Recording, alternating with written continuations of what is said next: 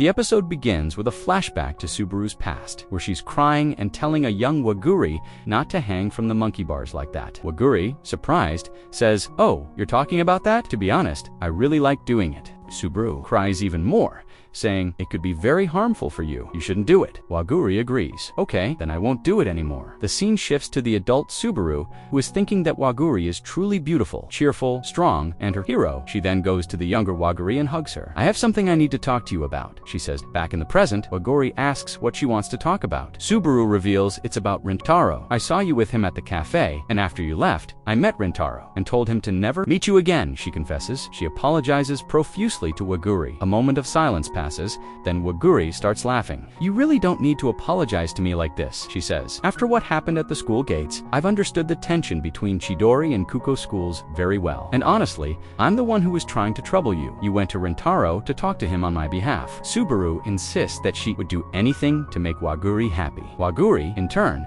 apologizes for making her worry so much. Subaru is confused, wondering why Waguri is apologizing to her. Another flashback shows a young Subaru feeling jealous of anyone who got too close to Waguri, even making little plans to keep people away so she could have Waguri to herself. Subaru realizes she was selfish. She feels like she's just trying to ease her own conscience. "I'm a very selfish person," she says, crying and apologizing again and again. She says that Waguri is so good that she never blamed her for anything. Subaru confesses that she's always tried to act strong, but she feels like a broken girl. Waguri hugs Subaru, telling her she doesn't need to cry. "I think we should play," she says. "I haven't hung from the monkey bars like a monkey in a long time. When we were little, we used to hang like this, and you were always scared." Waguri then reminds her of another memory. "Do you remember when I used to try to walk on this bar, and I'd fall and get hurt?" Subaru says yes, she remembers. Waguri continues, "When I used to fall, it hurt, and you'd cry for me. You used to say, 'Waguri, give me all your pain.'" Subaru blushes, telling her to stop bringing up those embarrassing things. Waguri tells her that she's always been a good person. Subaru disagrees, saying she just felt like a burden. Waguri reassures her, saying, "No, that's not true.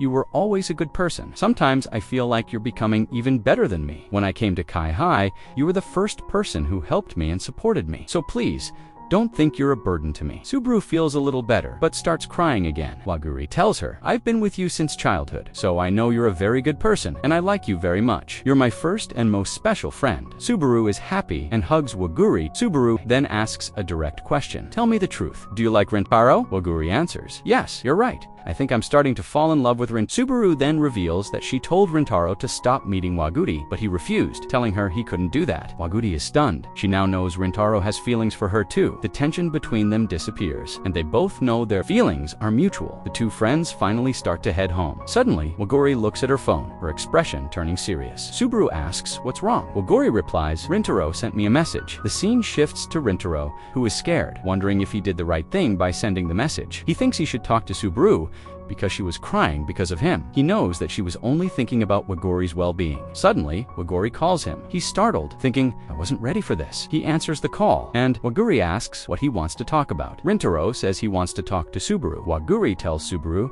that Rintaro wants to talk to her. This surprises Rintaro even more. Is Subaru there? This is a problem, he thinks. Subaru takes the phone and asks what he wants to talk about. Rintaro is nervous, but he says he wants to talk about what they discussed at the cafe. Subaru agrees, and Rintaro asks to meet after school the next day instead of talking on the phone. Subaru agrees. The next day, Rintaro meets Subaru on a park bench. Subaru asks what he wants to talk about, and Rintaro gets straight to the point. "What do I have to do to get your permission to spend time with Waguri?" Subaru finds the question strange, saying she's not Waguri's mother. She then admits she was wrong to tell him to stay away from Waguri. Rintaro tells her he wasn't angry because he knew she was only trying to protect her friend.